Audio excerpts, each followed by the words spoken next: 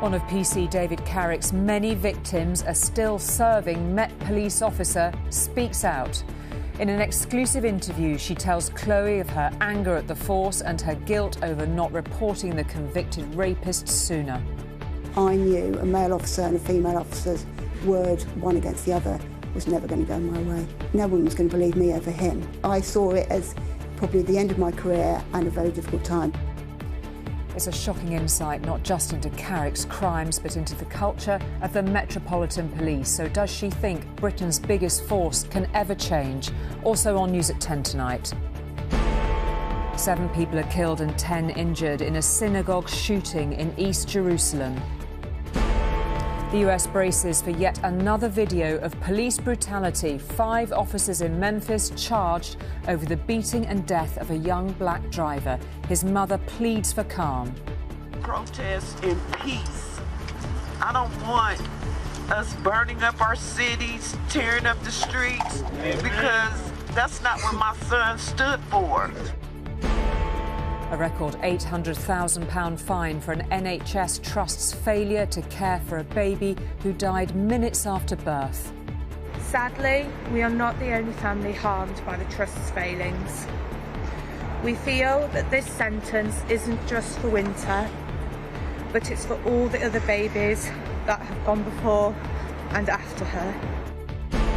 And a watery mystery solved. The warrior secrets of a shipwreck off Eastbourne are finally revealed.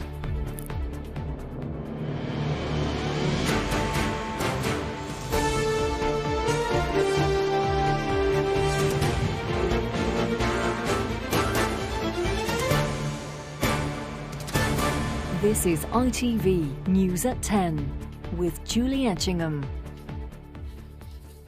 Good evening. With every detail revealed of the horrific crimes of PC David Carrick, a collective shudder has gone down the spine of the nation. How he abused his position of trust, how he controlled his victims and violently and sexually assaulted them, and how he could and should have been stopped. Tonight, for the first time, we hear from a victim of his extreme violence who felt silenced not only by him, but by the culture within the Met. Chloe has interviewed the Metropolitan Police officer, a veteran of more than 20 years, who was raped by Carrick. She paints a dark picture of the sexist culture which existed and the fear which, for years, prevented her from reporting what happened. She did go on to help put Carrick behind bars, but the ordeal has left her feeling both guilty for not speaking out sooner and angry at the force she still serves. I knew a male officer and a female officer's word, one against the other, was never going to go my way. No one was going to believe me over him. I saw it as probably the end of my career and a very difficult time. Michelle is a serving Metropolitan Police officer. We've changed her name to protect her identity, but this is her story, one she felt unable to tell for a very long time. It was very sexist in the police force at that time. You know, male officers could do whatever they want. I had property of the Met stamped on my backside by some male officers when, in my early days as a police officer, I spent half a shift in the boot of a police car. This was what female officers went through. You were called Doris, you made the tea. And it was against that backdrop in 2004 that Michelle met PC David Carrick. What was he like?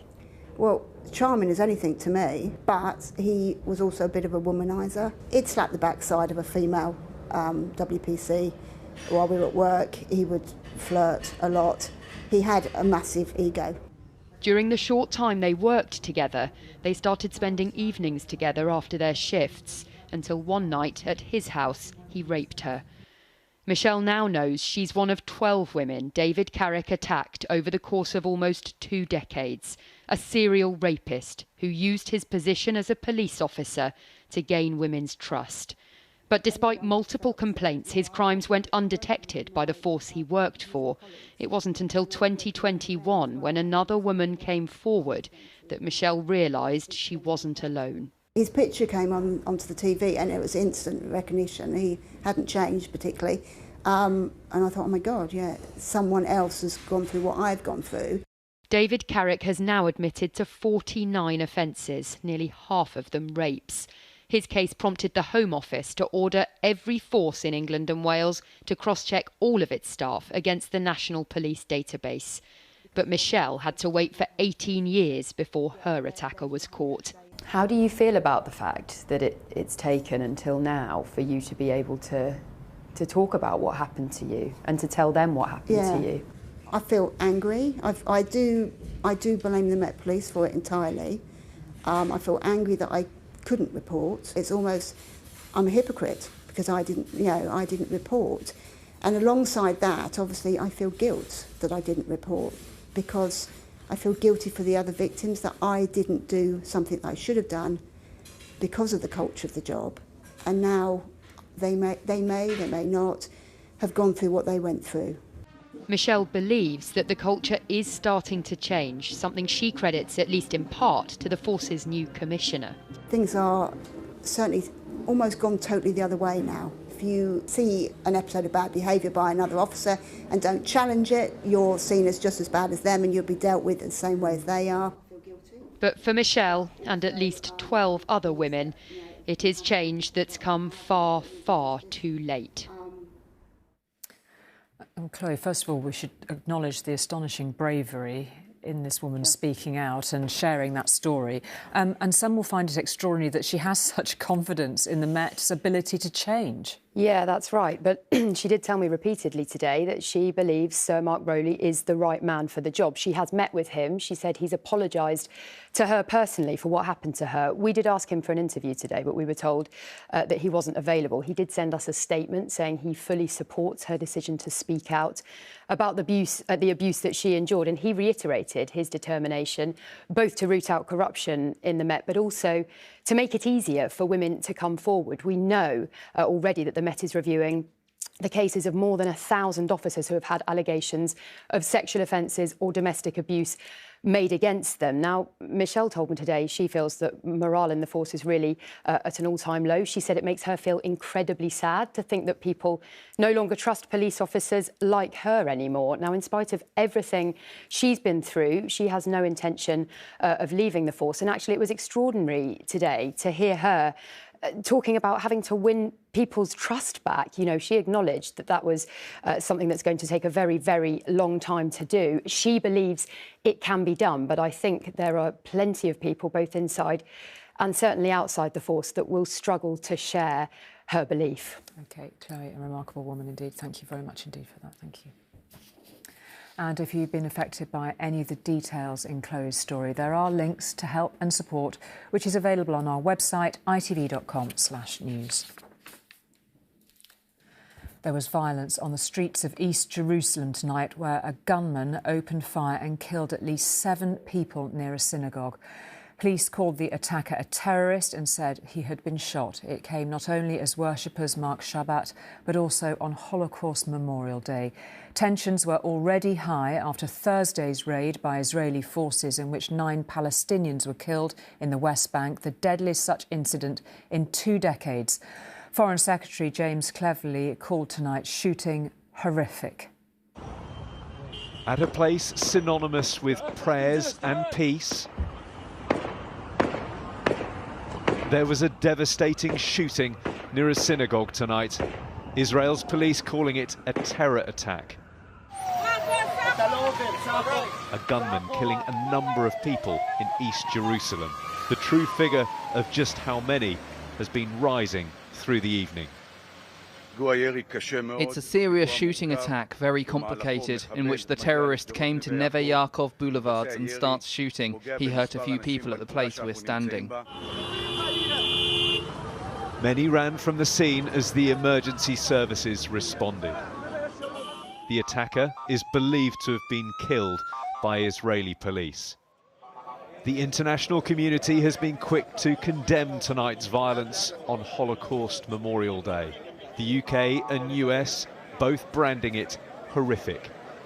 Our thoughts, prayers, and condolences go out to those killed and injured in this heinous act of violence. We condemn this apparent terrorist attack in the strongest terms. Tensions, which have been ongoing for decades, have escalated in days. In a military raid just yesterday, 9 Palestinians are said to have been killed. Israeli forces targeting the occupied West Bank in what was the deadliest raid in years.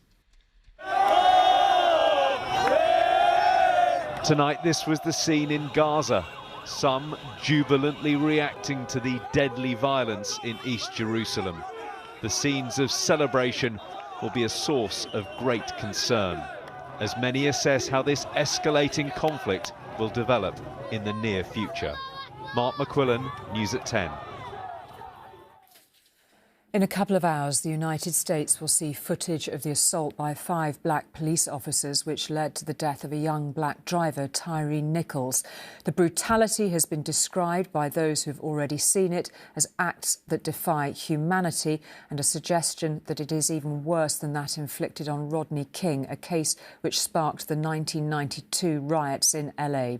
The fear tonight is of more violence, something Tyre's mother has urged against. Justice for Tyre! Justice for Tyre! America is bracing for the imminent release of the police body camera footage that will show in appalling detail the savage assault of Tyre Nichols. Justice for Tyre!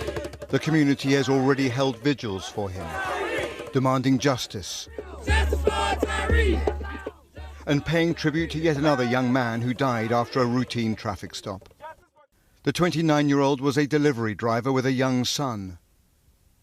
But this is how it ended. Police assaulting him to a degree that has shocked even those long familiar with cases of extreme police brutality. Mr. Nichols was known as a keen skateboarder, and he died just a few meters from his mother's home. He was calling for her as he was attacked. 5 officers who were members of a specialized anti-crime unit have been charged with his murder, along with aggravated assault, kidnapping and oppression. I want to say to the 5 police officers that murdered my son, you also disgraced your own families when you did this. But you know what? I'm going to pray for you and your families, because at the end of the day, this shouldn't have happened. No mother should go through what I'm going through right now. Tyre's stepfather pleaded for calm, recognizing the video release may ignite further fury. We want peace. We do not want any type of uproar. We do not want any type of disturbance. We want peaceful protests. That's what the family wants. That's what the community wants. In America, almost everyone is familiar with what happened in 1991, when officers in Los Angeles assaulted Rodney King. The fear is now of a repeat of the anti-police riots that followed that case. The Memphis police chief here has already made clear the footage this time may be even more harrowing to watch than the one 32 years ago. This is not just a professional failing. This is a failing of basic humanity toward another individual. This incident was heinous, reckless, and inhumane. Race is a complicated issue in this case, since all the officers were black. But questions about police brutality will now be back at the heart of the American conversation. And Robert joins us now. Such a strong appeal, Robert, from the family for calm, alongside the President, who's also spoken, and local authorities. What is the mood there this evening? Well, there's clear anxiety. Schools have closed early. Police departments across the country are on alert. This video will be released in about 90 minutes' time. That's very deliberate. That's when officials here believe that, largely speaking, children will be at home and businesses will be closed. The hope is, certainly from the district attorney's office, that this quick and aggressive charging of the police officers will somewhat reduce the fury of protesters who do take to the streets over the next few days. It's true, though, that it's 33 years since Rodney King occurred, but it's less than 3 years since George Floyd, and that leads to the anger and the fury of activists in this area, asking why is it so difficult for those sweeping reforms that everybody thought George Floyd's death would bring. Why is it so difficult for those reforms to actually be implemented between different police departments? So tonight, the questions remain. What on earth were those rogue police officers thinking, especially since through their own body cameras, in effect, they were filming their own terrible crime? Indeed. Robert, thank you very much indeed. Here, the events which left a family in mourning for their newborn child today led to the largest fine ever given to an NHS trust over maternity care. Winter Andrews lived for just 23 minutes after a series of failures at Nottingham University hospitals. An £800,000 fine was their punishment, but Winter's mother said, of course, no financial penalty would ever bring her back. She also acknowledged the pain other families have suffered, and there may be many of them. A major review of the Trust's care is now looking into more than 1,000 cases. They had just 23 precious minutes together. Winter Andrews died in her mother's arms, having been delivered too late following multiple systemic failings in her care. Today, her parents were in court as a judge handed a record fine to the latest hospital trust facing an inquiry into its maternity services. No financial penalty will ever bring Winter back. We feel that this sentence isn't just for Winter, but it's for all the other babies that have gone before and after her.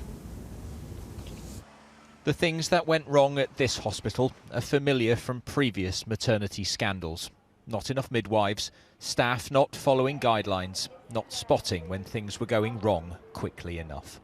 The most common word used by the judge about this hospital was failure, over and over again. But while this was a rare criminal prosecution, it is not an isolated case. There is a huge independent review underway into the deaths of many more babies here. The senior midwife leading it says more than 1,000 families have come forward. We are already aware of some very serious cases, and the focus now has got to be on listening to families and supporting the Trust to improve. The Trust's chief executive says he accepts the failings in Winter's case and apologised to her parents. What do you say to the family when they say you haven't done enough to fix this? I would like to acknowledge the bravery of Mr. and Mrs. Andrews in coming forward and following this process through. But they want to see some changes. I know, and we all want to see changes here. We are doing and have done a great deal. I will be the first to acknowledge that there's much more to do.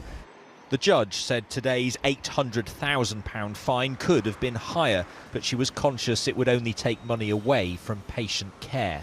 Winter's parents say they hope it sends a clear message to hospital managers to improve the safety of mothers and babies. Ben Chapman, News at 10, Nottingham. Still to come tonight, the Chancellor paints a positive picture for the economy, but does it stand up to scrutiny? And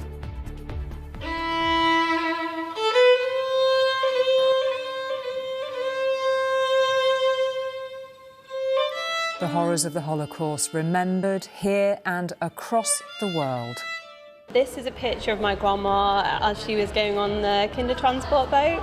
You know, when you think about it, she's being photographed, saying goodbye to her parents and going on a boat to never see them again.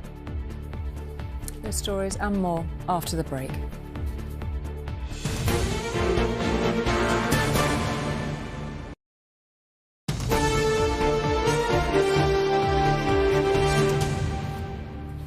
Welcome back. We all know how it ended when former Chancellor Kwasi Kwarteng outlined his optimistic vision for growth. Well, since stepping into the Treasury, Jeremy Hunt has clearly been hoping to lay more solid foundations for the future.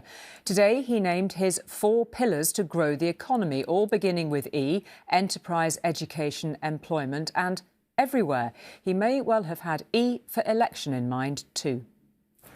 The future is digital, and here in South London, if you can code, then you're in demand. Banks pay Solidatus to build software to manage their data. Business is good, and the company's creating well-paid jobs that the government wants to see more of.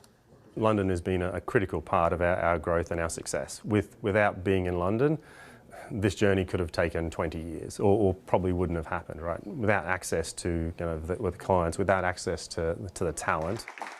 The Chancellor needs more companies to invest in Britain. Jeremy Hunt wants to revive growth, and today he set out his vision of a prosperous future. World-beating enterprises to make Britain the world's next Silicon Valley. An education system where world-class skills sit alongside world-class degrees.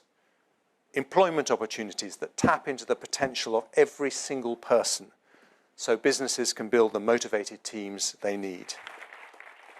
The months ahead look grim, but the Chancellor insists our long-term prospects are bright. This is a time for optimism, he says, not declinism. For the last decade or so, many countries have struggled with low economic growth, the UK in particular. According to analysis by the Resolution Foundation, between 2007 and 2019, output per person in the United States, Germany and the average OECD economy grew by more than in the UK, with a notable exception of France. Meanwhile, over the same period, worker productivity per hour, a key measure of how efficient the labour force is and the main driver of pay growth, also fell behind. The evidence clearly shows that since 2010, the typical household in the UK has seen their living standards fall relative to countries we like to compare ourselves to, like France and Germany. I don't accept that we're towards the back of the pack compared to what other countries are saying. I think any accurate examination of the statistics says that we've been affected in broadly the same way as our peer countries. The difference is our long-term opportunity. The Chancellor was speaking to a room of business leaders and economists. The verdict afterwards, his speech was strong on ambition, but lacking detail. The focus on tech seems broadly sensible. What was absent was a clear plan as to how to deliver this, an explanation of the time it's going to take. This is not something that can be achieved very quickly. There is a pressure of time. The next general election is less than 2 years away. Low economic growth is a serious problem. Governments that cannot raise living standards tend to run into trouble. Joel Hills, News at 10. A firefighter who was seriously injured in a fire at a disused department store in Edinburgh has sadly died. Barry Martin from Fife was critically hurt as more than 100 firefighters tackled the blaze at the historic Jenner's building on Monday. The 38-year-old is the first Scottish firefighter to die on duty since 2009. First Minister Nicola Sturgeon described his death as a terrible tragedy and a reminder of the selfless courage shown by firefighters. In the last few minutes, police have announced they've charged a serving member of the British Army with a terror offence. 21-year-old Daniel Abed Khalif from Stafford was charged today following an investigation by the Metropolitan Police's Counter-Terrorism Command. The charges relate to 2 incidents in Staffordshire, one in August 2021 and the other earlier this month. He remains in custody and is due to appear at Westminster Magistrates Court tomorrow. Now, around the world today, candles were lit to remember one of the darkest periods of the 20th century. From Germany to Israel to Ukraine to the UK, people paused to remember the horrors of the Holocaust and the 6 million Jews murdered by the Nazis. On the 78th anniversary of the liberation of the Auschwitz death camp, those candles were placed in windows and landmarks like the London Eye were lit up in purple, a reminder of the past and a lesson for now and the future.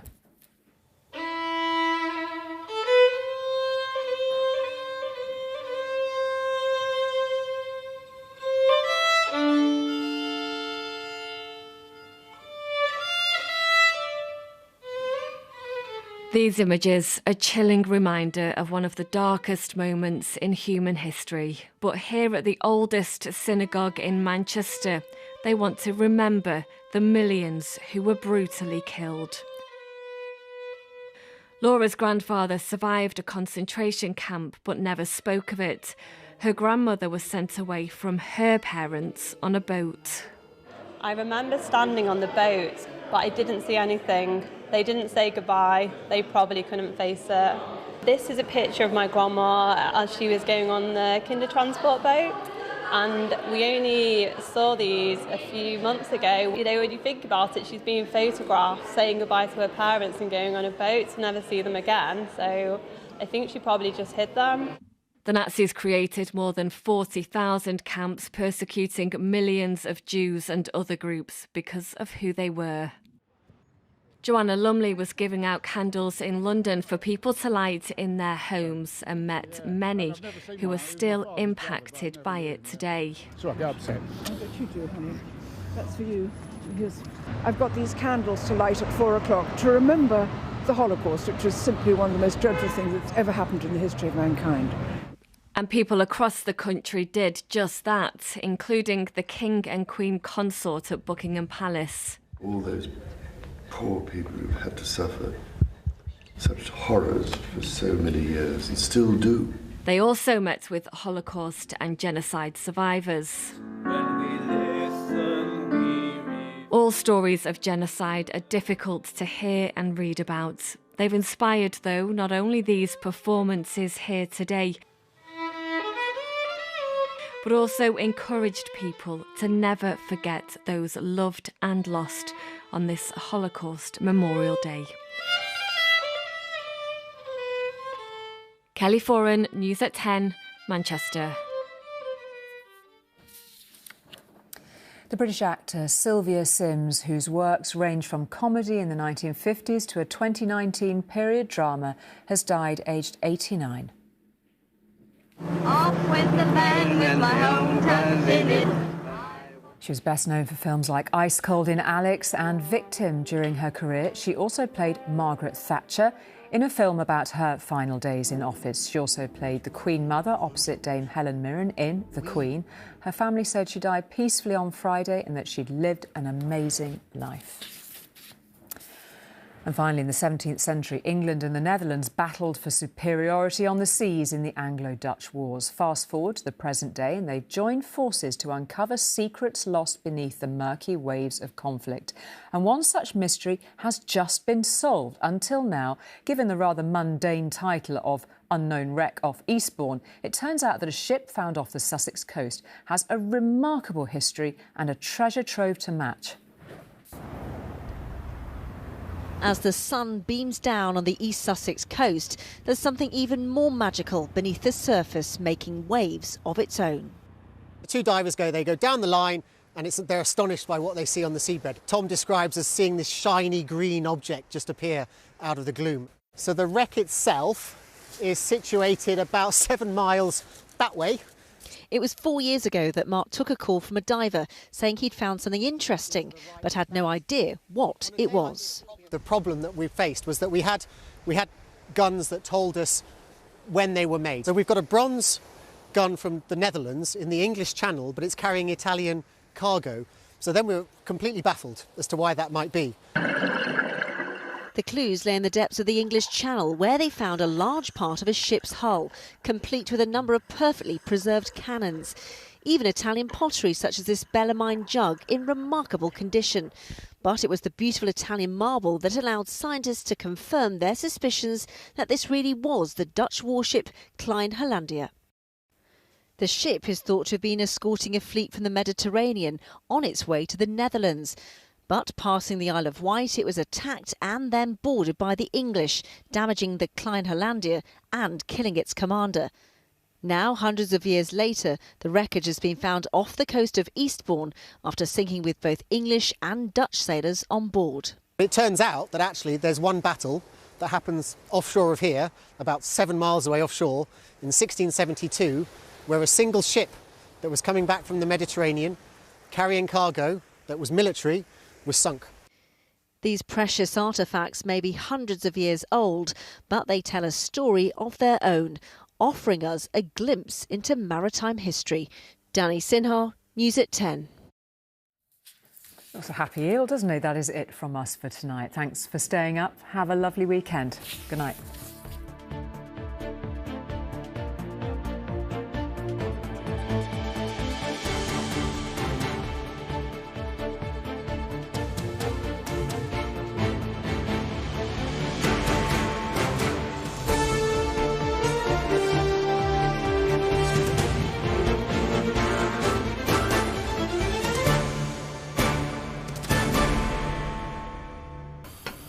It's a cold and wet outlook with some heavy downpours throughout the day. Heinz Big Soup sponsors ITV National Weather. Good evening to you. Feeling chilly as we approach the weekend. A fair amount of cloud limiting that sparkling winter sunshine, and tonight frost returns as well as some fog, and some of this will be freezing thick fog in places. As the night wears on, some patchy rain and drizzle easing from western Scotland and Northern Ireland. The moisture left in the air will provide some misty low clouds, so quite grey and gloomy, close to freezing, and a little colder out in the countryside. A slight patchy frost here. Further south, widespread sharp frost, so much colder. Temperatures well below freezing, as low as -3, -4 in rural spots. So not only frosty, but some thick freezing fog developing here and there across those southern and southeastern spots to start the new day. So freezing, frosty, grey and gloomy first thing. Further north, a better, brighter picture. Some lovely sunshine after that chilly start. Elsewhere, more cloud cover with some drizzly rain with a thicker cloud, but generally a dry day. And after that cold start, highs of 6 or 7 degrees. Heinz Big Soup sponsors ITV National Weather.